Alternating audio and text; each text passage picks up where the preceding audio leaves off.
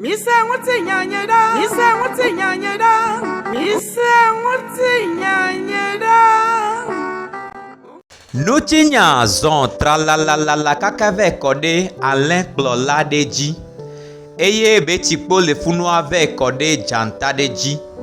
Eye dekebe notinya mi dan kode jibena janta dugbe.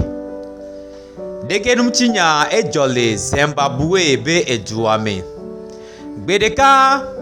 Alain Kplola ya ekploye be Alain so igbeme be na wabe dugbe. Eye kene odo gbe amea mujiji o zande kpoa ese janta de degbe. Eye kebe se janta be gbede de ajika sue yebe puju kplo ebe lon pla yo puju vebe kakeva kebele bebe bia zandia eva kpo bena egbedi de gbe mbale di oa yebe tro kplo yebe la toke yo va funua kebe la do funo le dugbea yebe kota ejida ekpo janta vide yedeka ledi saledo kwesinu ajika pa sue vide gakevoa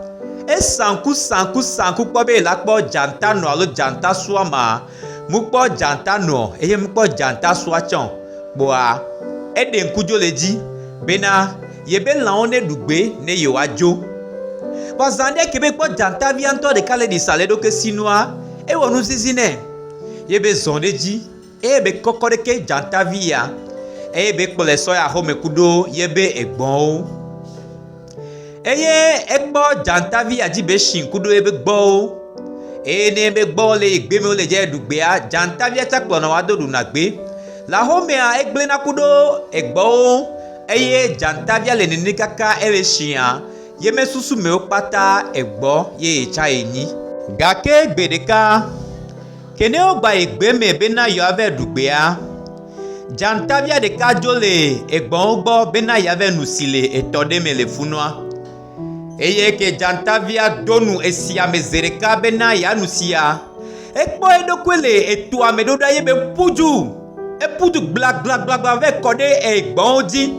dontia esu ebe na elanwa dande e dato le siame lava duye kebe pujua eve kode Alain Kplola ji eye Alain Kplola kokwede akonu eye okplola opata ojoyi ahome jogbe vetwa nonome ya muna janta jesie dokwe bena janta enyo yebe gbaleji gbanona kudo egbon o yo gbanona dugbe o gbanona gbe la home kaka gavana gbedeka kene ogba igbeme eye kono gene gbe ame zereka yo le dugbe zandia o se janta de be gbedidie janta de gbele gbe ameda ejujo la vide pepe Alain Kplola cha kudo Alain cha kudo janta via cha wakpata keke opuju yoko opuju ole kaka ve dua fidea enu gande jo janta ya tote yebe trombo dome efunu ebe de harito lewa nenkuvire la gbane tagome beinalo nenkuvire la gba tagome beinalo nenkuvire la gbane tagome beinalo nenkure la gba tagome beinalo nune pe mu hidipo ke mu gbava anyigba o nune pe nto mu hidipo ke mu gbava anyigba o enuke lajo egbe anejo mi apo labe nenkuvire la gba tagome beinalo eye kene beji akaka divoa etro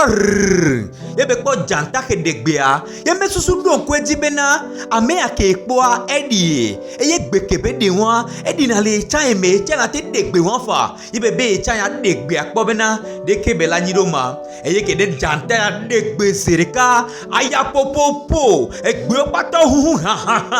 eye gbo si egbo to acha si Alain Kplola cha si wa pata keke o kaka ye janta azon de ka zon be dogo e no vi janta ye wa me ve ozon do gbe ame so kaka gawa me a janta mu gba to va po mano egbo do me o gawa me nya ameke ne benyi nene mi ame gbogbodo mi le egbe wa